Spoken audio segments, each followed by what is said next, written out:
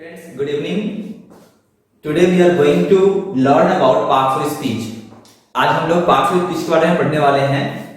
सबसे पहले हम जानेंगे पार्ट्स ऑफ स्पीच होता क्या है और पार्ट्स ऑफ स्पीच क्यों इसे बोलते हैं, हम ये जानेंगे। यहाँ पे आप देख रहे हैं तीन वर्ड्स आपको दिख रहे होंगे, एक पार्ट है, दूसरा ऑफ है एंड तीसरा स्पीच है। जैसा कि आप जानते हैं पार्ट्स का मतलब होता है भाग। किसी चीज के भाग को हम पार्ट बोलते हैं। जैसे कि ये हम बात बोल सकते हैं, इसको बोलते हैं पार्ट्स ऑफ बॉडी। ये नोज है, पार्ट्स ऑफ बॉडी है, ईयर है, पार्ट्स ऑफ बॉडी है। उसी प्रकार यह एक पार्ट है। तो किसका पार्ट है? हम बात करने वाले हैं स्पीच के पार्ट के बारे में। तो अभी हमें जानना पड़ेगा यहाँ पे कि स्पीच होता क्या है। तो स्पीच कहने का मतलब है अ सेंटेंस। स्पीच का मतलब होता है अ सेंटेंस, यानी कि whatever we write in the form of sentence is called speech। जो कुछ भी हम सेंटेंस के फॉर्म में लिखते हैं उसे हम स्पीच बोलते हैं। क्या कहा हमने कि जो कुछ भी हम सेंटेंस के फॉर्म में लिखते हैं उसे हम स्पीच बोलते हैं। तो यहाँ पे अगर हम एक सेंटेंस लिखते हैं, बहुत इजी सेंटेंस है, दिस इज अ पेन। यहाँ पे हमने एक सेंटेंस लिखा दिस इज अ पेन। इसमें आपको दिख रहे होंगे 1 2 3 4, यहाँ पे आपको 4 वर्ड्स दिख रहे हैं और ये 4 वर्ड्स मिलकर एक सेंटेंस बना रहे हैं। ठीक है, ये 4 वर्ड्स मिलकर एक सेंटेंस बना रहे हैं और पूरे सेंटेंस को हम क्या बोलेंगे? स्पीच बोलेंगे। इसका मतलब ये हुआ कि जो सेंटेंस है वही स्पीच है और जो स्पीच है वही सेंटेंस है। स्पीच का मतलब ये नहीं होता कि किसी पोडियम पे या फिर कहीं सार्वजनिक जगह पे आकर एक बड़ा सा लेक्चर देना, it doesn't mean that speech. उसको हम स्पीच नहीं बोलेंगे। स्पीच का मतलब होता है sentence, a combination of sentence. Sentence को मिलाकर हम जो क्रिएट कर रहे हैं दैट इज आल्सो स्पीच, वो भी स्पीच है। यहाँ पे हम बात करेंगे इस सेंटेंस के बारे में। तो यहाँ पे एक सेंटेंस जो दिख रहा है इसमें 4 वर्ड्स दिख रहे होंगे, this is a pen. This is a pen, यहाँ पे 4 वर्ड जो दिख रहे हैं। दिस की बात करें अगर तो यह दिस जो है ये पूरे सेंटेंस का एक पार्ट है। इज की बात करें तो इज भी पूरे सेंटेंस का एक पार्ट है। ए की बात करें तो ए भी पूरे सेंटेंस का पार्ट है। और अगर हम पेन की बात करें तो पेन भी इस पूरे सेंटेंस का पार्ट है। इसका मतलब this is also a part of speech. This क्या है? पार्ट ऑफ स्पीच है। इज की बात करें तो is also a part of speech. Is क्या है? ये भी एक पार्ट ऑफ स्पीच है। अगर हम बात करें ए की, ए क्या है? ये भी एक पार्ट ऑफ स्पीच है, POS। और पेन की बात करें तो ये भी क्या है? एक पार्ट ऑफ स्पीच है। यानी कि इस सेंटेंस में हमारे पास 4 पार्ट्स हैं और चारों पार्ट्स जो है इस पूरे स्पीच के हैं। इसका मतलब यह सेंटेंस एक स्पीच कहलाएगा और इसका प्रत्येक पार्ट पार्ट्स ऑफ स्पीच कहलाएगा। अब दिस की बात करें तो दिस क्या है? यह प्रोनाउन है। इस की बात करें तो वर्ब है। ए की बात करें तो एडजेक्टिव है और पेन की बात करें तो यह है नाउन है। इसका मतलब हम जान गए कि पार्ट्स ऑफ स्पीच किसी भी सेंटेंस के प्रत्येक पार्ट के नाम को बोलते हैं। ठीक है, पार्ट्स ऑफ स्पीच बोलेंगे किसी भी सेंटेंस के पार्ट के नाम को। यह सेंटेंस हो गया, इसका एक पार्ट है, दूसरा पार्ट, तीसरा पार्ट, चौथा पार्ट, 4 पार्ट है और इसके प्रत्येक का जो नाम है that is parts of speech. वो क्या कहलाएगा? पार्ट्स ऑफ स्पीच कहलाएगा। इसका मतलब कि जितने भी सेंटेंस होंगे प्रत्येक सेंटेंस को अलग अलग पार्ट्स ऑफ स्पीच के माध्यम से बनाया गया होता है। ठीक है, और उसी पार्ट्स ऑफ स्पीच को टोटल 8 कैटेगरी में डिवाइड किया जाता है according to ancient rule. According to ancient rule parts of speech को टोटल 8 भाग में डिवाइड किया गया है, जिसको हम बोलते हैं, आप इस तरीके से देख सकते हैं। एक हो गया यहाँ पे नाउन, दूसरा हो गया यहाँ पे प्रोनाउन, तीसरा हो गया यहाँ पे वर्ब, चौथा हो गया एडजेक्टिव, उसके बाद हो जाएगा एडवर्ब, उसके बाद प्रेपोजिशन, उसके बाद कंजंक्शन, उसके बाद इंटरजेक्शन। हो गया noun, pronoun, verb, adjective, adverb, preposition, conjunction, interjection. Total 8 हो गए, यानी कि हमारे पास टोटल 8 पार्ट हो गए। अब जितना भी सेंटेंस बनेगा, whatever sentence we will create, जितना भी सेंटेंस हम बनाएंगे, all the parts of those sentences are fall inside these 8। वो सारे सेंटेंस जो हम बनाएंगे सब में इसी 8 पार्ट्स ऑफ स्पीच का यूज होगा। ठीक है, जैसे हम दूसरा एक सेंटेंस लेते हैं, एक इसको मैं मिटाता हूं, एक इजी दूसरा सेंटेंस लेता हूं मैं। देखिए जैसे there are too many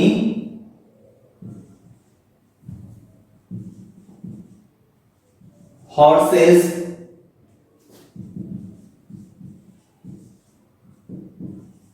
in the field, यानी कि खेत में बहुत सारे घोड़े हैं। यहां पे हमने कितना सेंटेंस बनाया, तो एक सेंटेंस। कितने सेंटेंस है, एक सेंटेंस है। पूरा यहां से लेकर यहां तक हमारे पास सिर्फ एक सेंटेंस है, और ये 8 सेंटेंस में कितने पार्ट्स हैं, तो 1 2 3 4 5 6 7 8, टोटल 8 पार्ट है। कितने पार्ट, 8 पार्ट्स हुए। इसका मतलब दिस सेंटेंस हैज 8 पार्ट्स। और पार्ट्स पार्ट्स पार्ट्स मतलब क्या बनता है, स्पीच बनता है। तो ये स्पीच कहलाएगा। ये सेंटेंस क्या हो गया, स्पीच हो गया। और इसका प्रत्येक पार्ट क्या कहलाएगा, पार्ट्स ऑफ सेंटेंस। इसका मतलब पार्ट्स ऑफ स्पीच। तो parts of speech, parts of speech, parts of speech, parts of speech, parts of speech, ये भी पार्ट्स ऑफ स्पीच, ये भी पार्ट्स ऑफ स्पीच, और ये भी पार्ट्स ऑफ स्पीच। ये सारे पार्ट्स ऑफ स्पीच कहलाएंगे। अब देयर की बात करें तो देयर प्रोनाउन हो गया। आर की बात करें तो आर वर्ब हो गया। टू की बात करें तो टू एडवर्ब हो गया। मेनी की बात करें तो एडजेक्टिव हो गया। हॉर्स की बात करें तो नाउन हो गया। और इन की बात करें तो प्रीपोजिशन। द की बात करें तो एडजेक्टिव, और फिर की बात करें तो नाउन। समझ गए, तो ये पार्ट्स ऑफ स्पीच। अब हमने जो बताया कि ये नाउन है, एडजेक्टिव कैसे बताया, तो उसके लिए हमें ये पार्ट्स ऑफ स्पीच का डिटेल स्टडी करना पड़ेगा, तब हम जान पाएंगे कौन क्या है। और अगर जिस दिन आप ये समझ गए ना कि पार्ट्स ऑफ स्पीच में कौन सा पार्ट क्या है और क्यों है, इसका मतलब you have a good idea on grammar. Grammar पे आपको एक सही आइडिया हो चुका है। ठीक है, तो हम लोग आगे बढ़ते हैं थोड़ा। देखिए पार्ट्स ऑफ स्पीच हो गए, इसको हम 2 तरीके से डिवाइड करेंगे। एक हो गया आपका